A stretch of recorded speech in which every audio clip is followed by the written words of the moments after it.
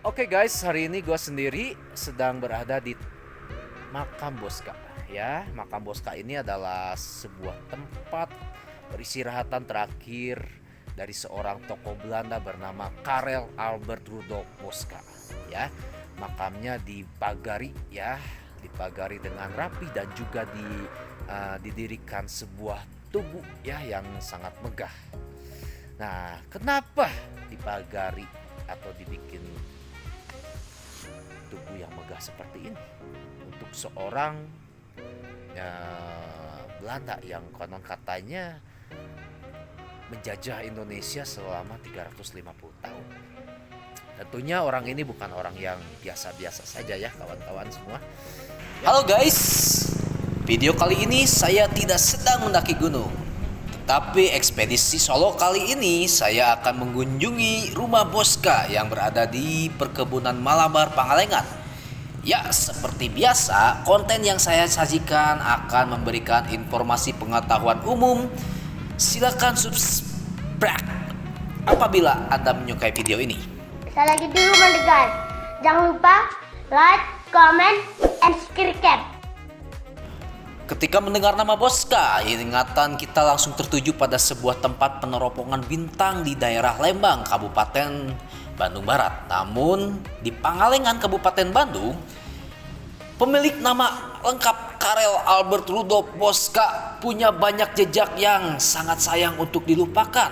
Ya, Bosca adalah putra dari seorang fisikawan Belanda, ya, Profesor Dr. J. Bosca Junior dan ibunya Paulina Emilia Kerkhoven. Sebagian masa mudanya sempat diisi dengan kuliah teknik sipil, tapi sayangnya tidak lulus. Kawan-kawan ya, siapa yang tidak lulus kuliah di sini? Acung. Oke, laki-laki kelahiran Grandverheijs 15 Mei 1865 ini berlayar ke Jawa di usianya yang 22 tahun. Pada tahun 1896, dia membangun perkebunan teh Malabar di Pangalengan, dilengkapi dengan laboratorium dan pabriknya. Perkebunan alias order naming menyimpan cerita-cerita pahit, mulai dari sewa tanah yang sangat murah sampai eksploitasi kulinya yang sangat kejam dengan sebutan Ponale Sancti. Hingga saat ini, cerita tentang tuan kebun, terutama Belanda, ya, nyaris selalu terdengar buruk dan kejam dalam sejarah perkebunan di Hindia Belanda. Namun, di lahan yang dikelola oleh Tuan Bosca, belum pernah terdengar cerita macam ini hingga sekarang. Sebagian orang tahu, Bosca adalah orang yang kaya raya karena perkebunan dan pabrik tehnya di Malabar. Bosca adalah sosok tuan teh dermawan yang baik hati bagi banyak pribumi dan kebaikannya dikenal turun-temurun hingga sekarang. Bosca telah mendirikan sekolah dasar Pervol School. Susah ngomongnya kawan-kawan. Ya, sekolah ini dibuat untuk anak-anak petani di kebunnya. Kemudian Bosca juga menyumbang untuk membangun kampus ITB dan membangun observatorium Bosca yang sangat terkenal sampai sekarang. Bosca termasuk salah satu pendukung politik etis yang diterapkan di Hindia Belanda sejak 1900. Salah satu butirnya terkait pembangunan pendidikan untuk orang-orang pribumi. Meskipun sekolah dasar yang dibangun oleh Bosca derajatnya di bawah sekolah-sekolah untuk anak-anak Eropa atau para pembesar di kala itu, akan tetapi tidak banyak orang Belanda yang seperti sosok Bosca yang peduli pada sekelilingnya. Bosca berlayar ke Jawa di usia 22 tahun. Bosca berlayar di Desember 1887. Dia ditampung pamannya, Edward Julius Kerkhoven, yang sudah mengelola perkebunan di Sinangar dekat Sukabumi. Ia sempat juga ke Kalimantan Barat mencari peluangnya pada eksplorasi emas. Namun pada tahun 1892 dia kembali lagi kepada pamannya, ikut mendirikan dan menjadi pengawas dari perusahaan telepon di Priangan. Kemudian dia membangun perkebunan di Malabar, Pangalengan pada tahun 1896. Tidak hanya kebun teh saja, tetapi juga dia melengkapi laboratorium dan pabrik tehnya. Di bawah pengawasan Boska, Pangalengan menjadi lahan perkebunan teh yang dapat memproduksi teh yang berkualitas dan mampu bersaing dengan teh dari Cina, India, dan Sri Lanka. Bisnis teh membuat Boska kaya raya, tetapi tetap menjadi sosok yang sangat dermawan. Boska menjadi penyumbang mayoritas pada beberapa sekolah dan kampus penting yang ada di Jawa Barat. Salah satu sumbangannya kepada sekolah tinggi teknik pertama di Indonesia adalah sebuah ruangan kuliah yang dikenang sesuai namanya, Ruang Boska. Ada yang tahu ini di mana? Silakan komen di bawah.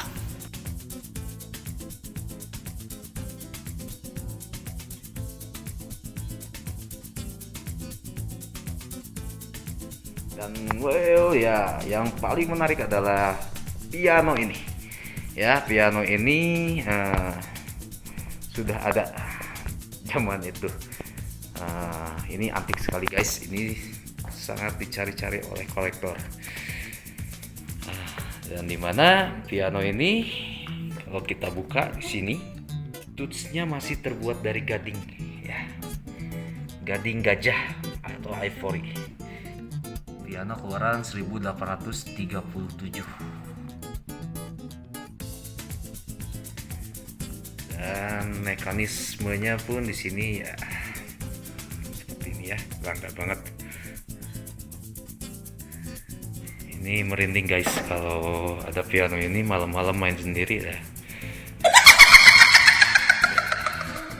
Oke guys, kita coba ya piano keluaran 1837 ini milik Boska seperti apa ya.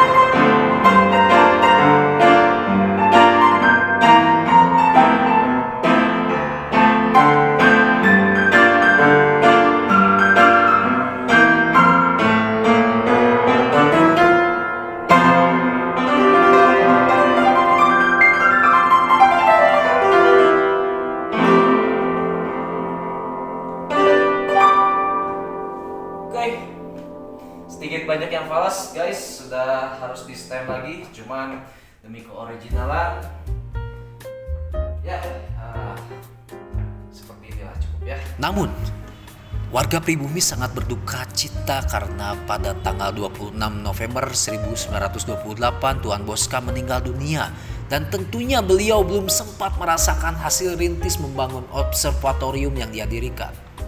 Sampai-sampai warga pribumi daerah tersebut mengantarkan ke tempat istirahatnya yang terakhir, yang dimakamkan di tengah rindangnya pepohonan di kawasan perkebunan teh Malabar. Makam Boska hingga saat ini masih terawat baik.